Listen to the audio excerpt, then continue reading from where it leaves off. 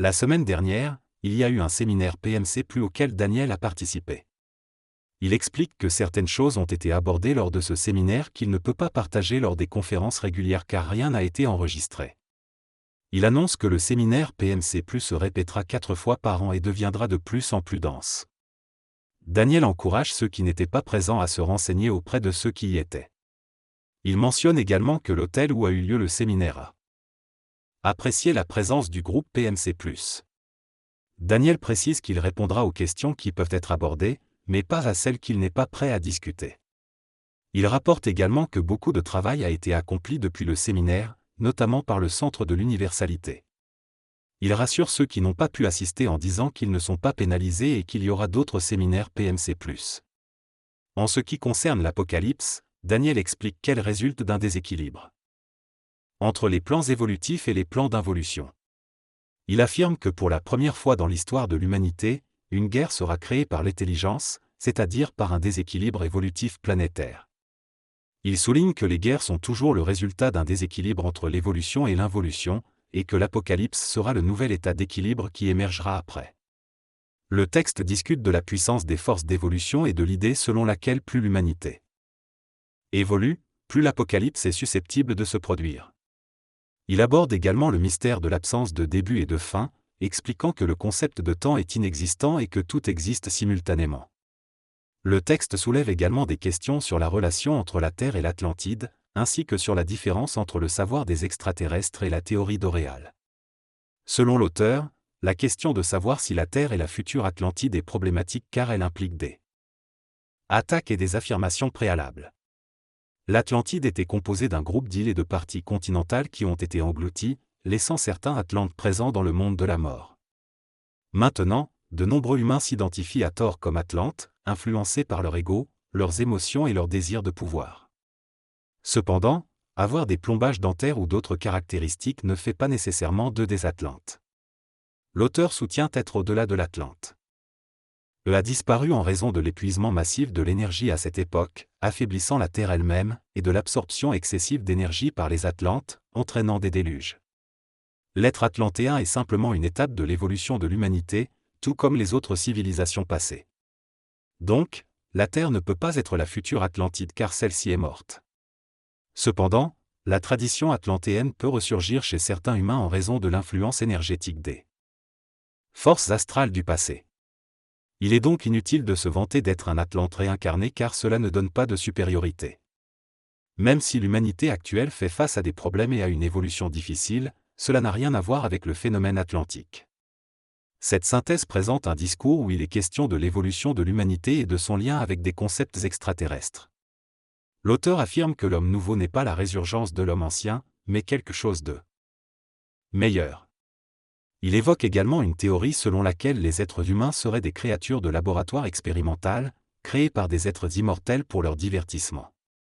Il parle aussi de la possibilité de créer des clones humains dans d'autres mondes, où l'âme serait différente de celle qui habite actuellement l'homme. Toutefois, l'auteur souligne que cette théorie ne peut pas être validée, car lorsque l'homme meurt, il va dans le monde de la mort de la planète Terre, et non dans celui d'une autre planète.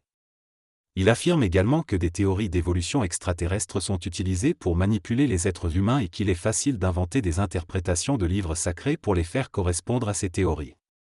Selon l'auteur, il n'y a rien sur notre planète qui puisse être considéré comme vrai sans l'intelligence pour le comprendre. Après la mort, il n'y a rien qui puisse nous dire ce qui se passe. Le clonage crée un être extraterrestre différent d'eux. Nous, donc notre âme ne peut pas y être. Après la mort, il n'y a rien pour nous. Cependant, cela ne signifie pas que si nous mourons sur Terre, il n'y a rien après la mort. Le clonage est une révolution génétique physique que nous voulons, et non l'humain lui-même. Il serait préférable de transférer notre conscience vers une autre planète plutôt que de recréer un clone après notre mort. L'intelligence s'allie avec l'homme, mais elle ne pique pas son évolution. La vie a un sens émotionnel, même si l'ego ne peut pas comprendre le sens de cet homme nouveau. L'univers a une limite, même s'il n'a pas de coordonnées centrales. Si un voyageur part hors de notre système solaire, il atteindra éventuellement la frontière de notre création et devra la traverser pour atteindre le Créateur. Les astronomes sont en train de découvrir d'autres galaxies, ce qui remet en question leur vision actuelle de l'univers.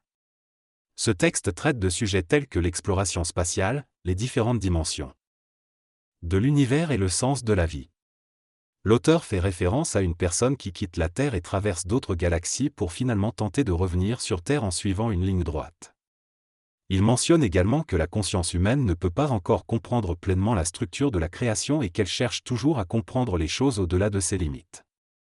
L'auteur souligne que le sens de la vie ne peut pas être compris par la conscience émotionnelle limitée de l'homme et que les questionnements et illusions de l'ego sont présents dans cette recherche. Le texte se termine par une question sur la perception de soi et des autres lors d'une évolution personnelle, que l'auteur attribue à l'orgueil. L'orgueil peut se manifester à travers le corps vital, la transpiration vitale et la façon de s'habiller. Certaines personnes cherchent à se démarquer des autres en changeant leur apparence, dans l'espoir d'attirer l'attention et de se sentir supérieurs. Cela peut être un symptôme de snobisme évolutif et de refus de s'accepter tel que nous sommes réellement. Il est important d'apprendre à se connaître et à accepter notre propre valeur, sans chercher constamment à se comparer aux autres et à attirer leur regard. L'orgueil excessif peut avoir un effet repoussant sur les autres et être perçu négativement. Au lieu de cela, il est préférable de rester fidèle à soi-même et de vivre de manière authentique, en n'accordant pas trop d'importance à l'opinion des autres. Dans ce texte, l'auteur explore l'idée de ne pas se prendre au sérieux dans la vie et de vivre la simplicité de l'évolution et de la mutation. Il mentionne que notre souffrance est souvent causée par le fait de se sentir important et de prendre les choses trop au sérieux. Il encourage à ne pas suranalyser les situations et à rester fidèle à nous-mêmes. L'auteur souligne également que les émotions ne sont ni bonnes ni mauvaises, mais plutôt des réponses mécaniques à nos expériences, et que l'intelligence nous permet de comprendre cela. En fin de compte, il suggère de vivre simplement et naturellement, sans se laisser influencer par les phénomènes extérieurs. Le texte aborde diverses notions liées à la perception, aux émotions et à l'écologie. Il explique que les sens captent les informations du monde extérieur et les transmettent au cerveau, qui les intègre avec les émotions pour former des expériences et des souvenirs. Ces souvenirs émotionnels peuvent influencer notre façon de réagir aux événements présents.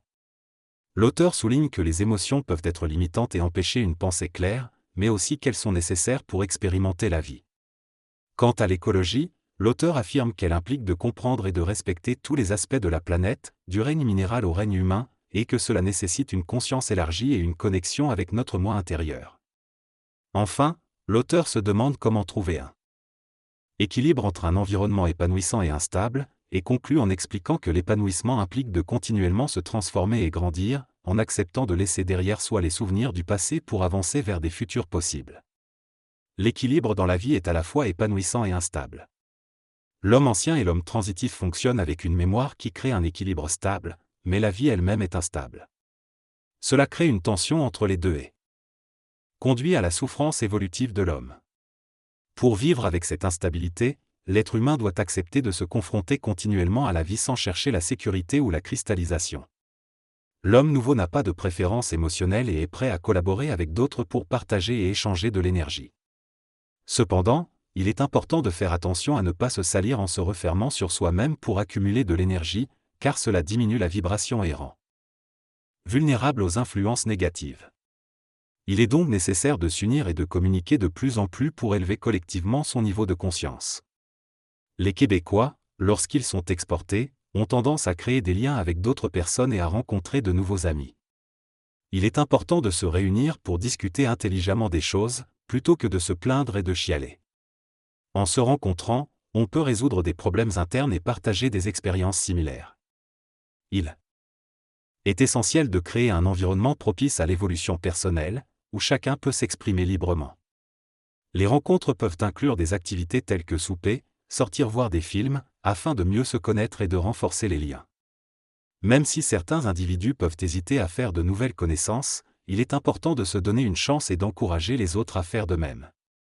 Les prières et les organisations pour la paix peuvent générer des énergies positives sur la planète, mais cela conduit également à un déséquilibre qui nécessitera une réorganisation par la guerre, ce qui est considéré comme normal et essentiel.